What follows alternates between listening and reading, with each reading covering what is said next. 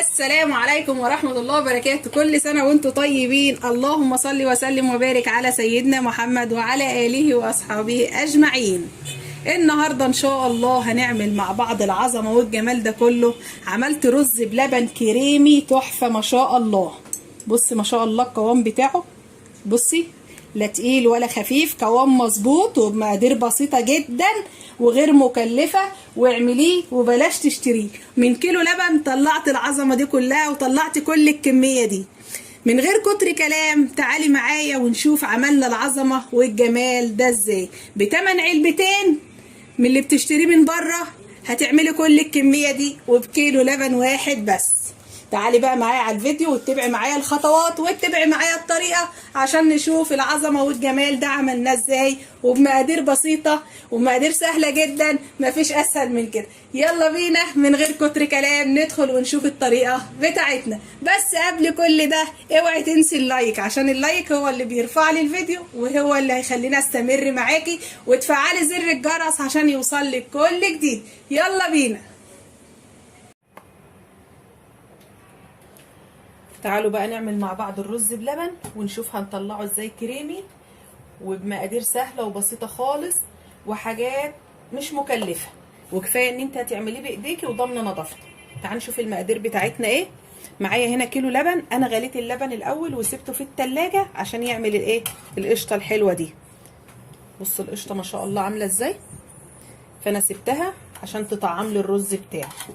ومعايا معلقتين كريم شانتيه ومعلقتين جوز هند وثلاث معالق نشا، ومعايا نص سكر، نص كوبايه سكر. السكر طبعا حسب الرغبه وزي ما بتحبي، تحبي مسكر تحبي دلع، ظبطي السكر زي ما انت عايزه.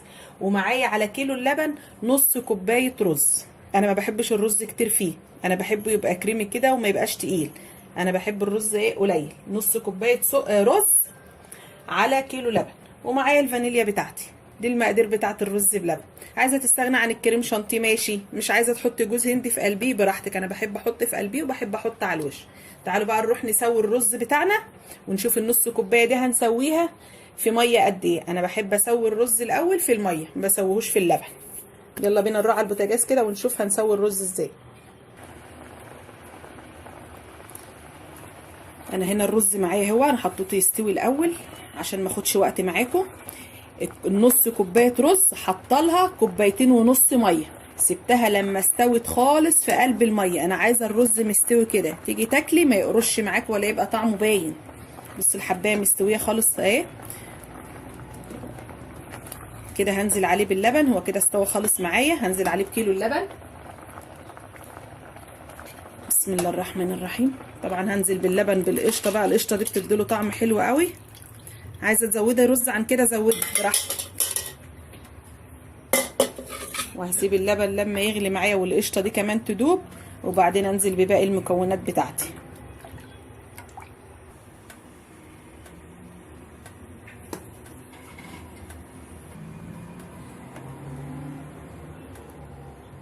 كده اللبن بيغلي معايا اهوت.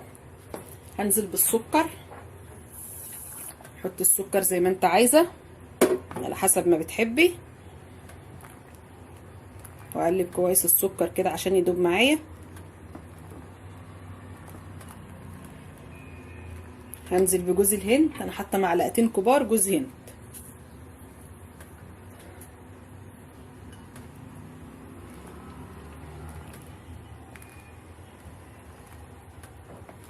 وهنزل برشه فانيليا. بسم الله. واقلب برضو عشان المكونات كلها تاخد وتدي مع بعضيها.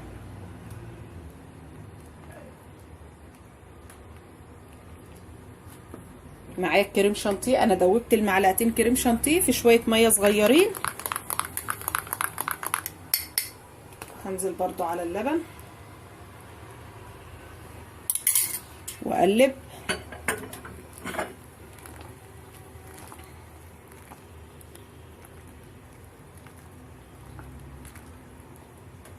هنزل بقى عليهم بالنشا برضو. انا حاطه 3 معالق كبار، 3 معالق هرميه كده نشا، دوبتهم في شويه ميه وهنزل بيهم على اللبن بتاعي لعند ما يديني القوام المظبوط. عايزه تقلي النشا عن كده ماشي، بس انا ما بحبوش مكلكع وتقيل، انا بحبه كريمي. انزل بالنشا واقلب عشان ما تكلكعش، ايد بتقلب وايد بتصب معاكي.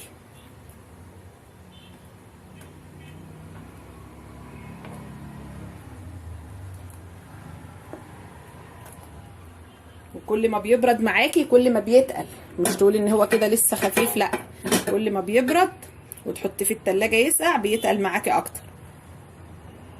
سيبه بقى على النار شويه عشان ايه؟ نسوي النشا، عشان لو طفيت عليه كده هتبقى النشا نيه معاكي وطعمها مش حلو، فلازم نسوي النشا. سيبه يغلي شويه ايه مع بعض كده. بصي القوام ما شاء الله عامل ازاي، هو كده لسه هيتقل كمان.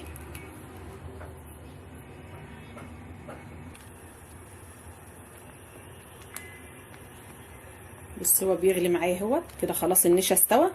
هطفي عليه. انا سويت الرز في الميه، عايزه تسويه في اللبن سويه براحتك، بس انا بحب اسويه في ميه. حطي بقى لايك للفيديو وفعلي زر الجرس عشان يوصلك كل جديد. كده خلاص هطفي عليه، ونروح بقى نقدمه في الاطباق او الكاسات على حسب الموجود عندك. انا عندي الكاسات بتاعتي اهي. بسم الله الرحمن الرحيم.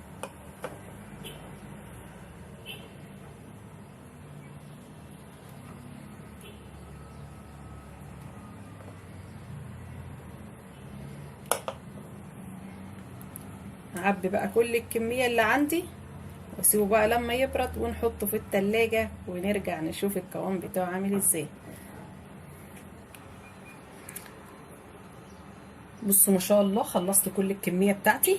هزينها كده بس كشكل، بس شوية جوز هند او اي مكسرات عندك المتاح عندك حطيه، وشوية زبيب مش اكتر.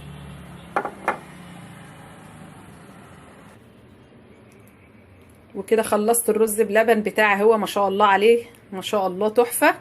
من كيلو لبن عملت كل الكمية دي. شوفي لو هتشتريه من بره هتشتريه غالي جدا، وكفاية ان انت عاملاه بايديكي، مش 8 علبتين من اللي هتشتريه من بره. شوفي العلبتين هتشتريهم بكام؟ ب8 كيلو اللبن. بصوا كمية ما شاء الله جميلة ما شاء الله عليها. احطه بقى في التلاجة دلوقتي يسقع، واوريهولكوا بعد ما يسقع وتشوفي القوام بتاعه الكريم الجميل ما شاء الله عليه.